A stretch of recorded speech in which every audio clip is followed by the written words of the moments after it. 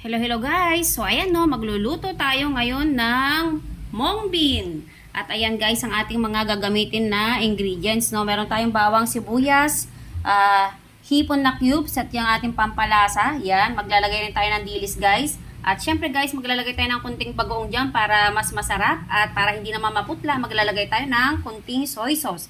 At syempre maglalagay tayo ng tubig para sa ating sabaw.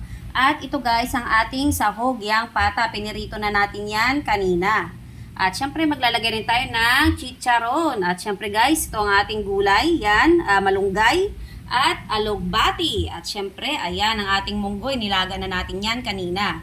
So ayan guys no, dito sa prituhan natin ng pata kanina, dyan na rin tayo magigisa guys para makuha natin yung mga yan, kasi dagdag pampalasa din yan. So lagay na natin yung ating garlic, yan. Yan, kunting mekos-mekos lang. Ayos na yan, para hindi masunog. Lagay na natin yung ating sibuyas. Kasi madali masunog ang bawang. So, okay na yan guys. Lagay na natin yung ating dilis. Yan eh. Igisa natin yung ating dilis. Yan eh, mekos-mekos lang natin yan guys. Hanggang sa maamoy na natin yung amoy niya. Pag bumango na, ayos na yan. So, ayan guys, ang bango na no.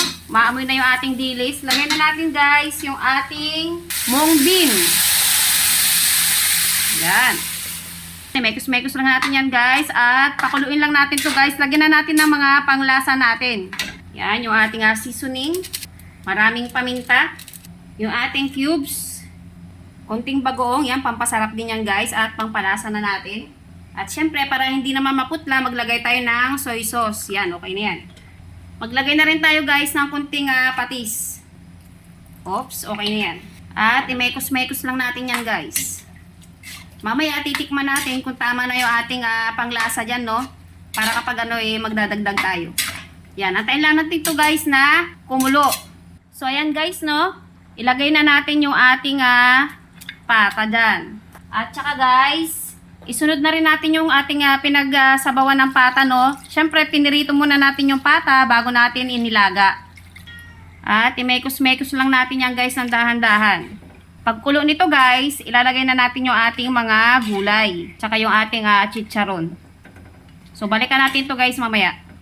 Unahin natin ilagay yung ating malunggay. Pakuluin natin ng isang minuto bago natin isunod yung ating alugbate. At yung ating chicharon. So ayan guys no, medyo lanta na yung ating malunggay no. Ayan no. At syempre yung lapot ng ating munggoy talagang yan yung hinahanap natin no, di ba? Ilagay na natin guys yung ating alugbati. Yan, imekos-mekos lang natin ang dahan-dahan. At isunod na rin natin guys yung ating chicharon. Ilang minuto na lang guys at maluluto na rin ito pag alam natin luto na yung ating alugbati kasi madali lang naman maluto yan. Yan, imekos-mekos lang natin ng mabuti at balikan natin ito after ng isang minuto guys. Pagkalagay natin ng ating huling gulay na alugbati, ayan oh, kita mo naman guys oh. Wow, di ba? Napakasarap nito. So, tikman na natin guys yung lasa niya. Ihipan natin at mainit. Sarap guys. Tama-tama yung kanyang lapot. Ayan guys oh. O, di ba? Yan yung ating pata oh. O, di ba? Pritong isda na lang guys. Ang kulang dito ay talaga na mga solved ka na sa ating mung bean, gisadong mung bean. At ayan lamang guys. Thank you for watching and bye-bye!